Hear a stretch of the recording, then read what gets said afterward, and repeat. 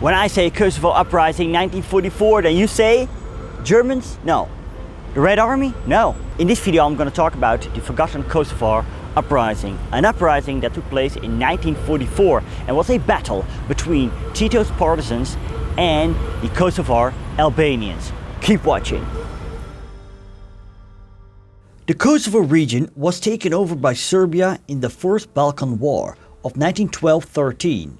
Although it is beyond the scope of this video, I do want to mention that Serbia has much history in the area. Kosovo was the area where the Serbian medieval state was lost to the Turks in 1389. That, in short, explains why the region is important for many Serbs today and why the Serbian government sees it as a renegade region rather than an independent nation. In 1938, an estimated 70% of Kosovo's population was Albanian, 20% Serbian, and the remainder belonged to other nationalities. In the interwar period, the Yugoslav government strengthened Serbian and Montenegrin elements in society and discriminated the Albanian population, causing much resentment. Not surprisingly, when the first Axis units entered the region in April 1941, they were celebrated as liberators.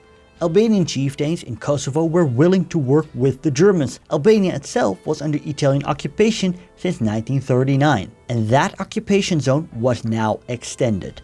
The bulk of Kosovo was annexed into Italian-held Albania. This was due to the large concentration of Albanians living in the region. A smaller part in the southeast was annexed by Bulgaria, and the north of Kosovo was under German occupation, being part of the so-called Serbian residual state, the rump Serbian state. When the bulk of Kosovo was incorporated in Italian-held Albania, the decision was favored by most Albanian Kosovars, who saw it as a creation of a greater Albania. In September 1943, Italy surrendered, and the Germans then rushed in to take over the Italian territories. An Albanian National Committee under German sponsorship was established on September 15, 1943. All governed until a former Albanian government under a regency council was established on November 3rd and immediately recognized by Germany as the official government. For the Germans, the Albanian government's main task was to help maintain peace and order so that Germany could use manpower elsewhere. Let's address Kosovar collaboration. It does overlaps with the larger topic of Albanian collaboration since the majority of the Kosovar population were ethnic Albanians. I did make an elaborate video on that, see link in the end screen. The Germans were assisted by Kosovar collaborator Xaver Deva, serving as Minister of Interior, part of the nationalist party Balli Kombëtar, who had briefly worked with the Germans before when they marched in April 1941. The Balli Kombëtar, also known as the National Front, the BK or the Ballists, had started as a resistance group similar to the Chetniks in Yugoslavia. These were liberal nationalists who were anti-communist. This greatly complicated the situation in Albania, as there were other resistance groups too, the communists and the legality movement. The latter vowed to restore the monarchy under King Zog. Historian Jürgen Fischer has this to say about the BK. Although the evidence of widespread collaboration is extensive, to condemn roundly all elements of the BK as quislings would be a disservice to many. The principal danger of explaining BK makeup and policy is the ease with which almost anything can be proved about them. Most BK members denounced collaboration, and whenever a BK member collaborated, the organization would either deny that the offending party was even affiliated with the BK or denounce them openly, but keep contact with them clandestinely. The Germans found the Kosovar Albanians more cooperative than those in Albania proper. To Hitler, it was proposed to militarize 120,000 to 150,000 Kosovo volunteers to fight the Serbian and Montenegrin partisans. This request wasn't granted. What was granted was a scaled-down version. Early 1944, an Albanian Waffen-SS division was set up, the SS Skanderbeg division, with around 6,000 recruits.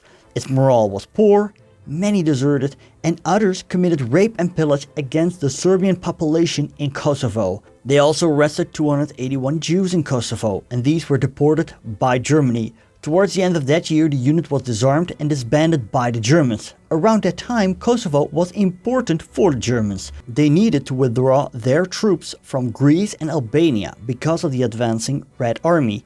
The partisans, aided by Bulgarian units, Bulgaria had switched sides by this point, advanced through the region. Do notice that the partisans were over the course of the war referred to as the National Liberation Army and from March 1945 known as the Yugoslav Army. The partisans invaded the province hoping and expecting to be greeted with open arms by the local population and treated as welcome liberators. It was a rude shock for Tito's men when they were met on a whole by at best sullen resentment and at worst outright hostility. The partisans, or the Yugoslav army, initially sought a deal with those suspected of collaboration, started to persecute Albanians on a whole. After an incident in which a partisan guard was killed, there were to be 40 Albanians executed as reprisal.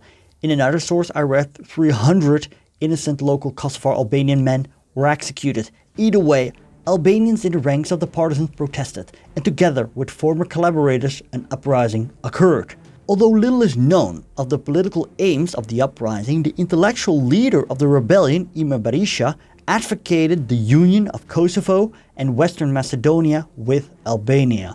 Official accounts spoke of fascists and collaborators being punished, and of the rising being a final attempt to raise a counter-revolutionary rebellion by remnants of the Ballists and other pro-fascist forces, and a number of Albanians who had deserted from the brigades of the NLA of Yugoslavia and become outlaws. Heavy fighting occurred in Gilan, Drenica and Trepça, where former SS Skanderbeg men led the fighting. These were not small-scale skirmishes. Near Kosovo, some 1,500 partisans fell casualty to the fighting.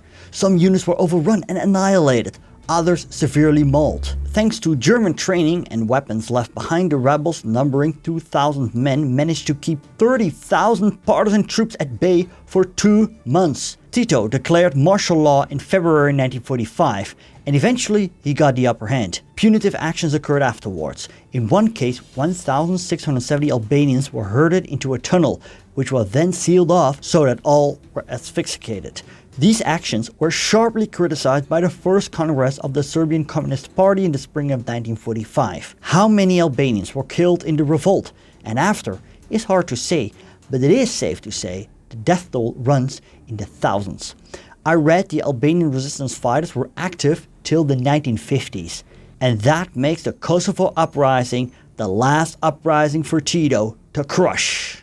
The Yalta Conference gave the final verdict when it decided to restore Yugoslavia to its pre-war borders with some additional territory in the west. The people of Kosovo became subordinate to Belgrade once again. They became part of Tito's Yugoslavia. That Yugoslavia began to fall apart after his death. If you'd like to learn more on that, you can click right here. I want to thank you for watching and best wishes from Pristina, Kosovo.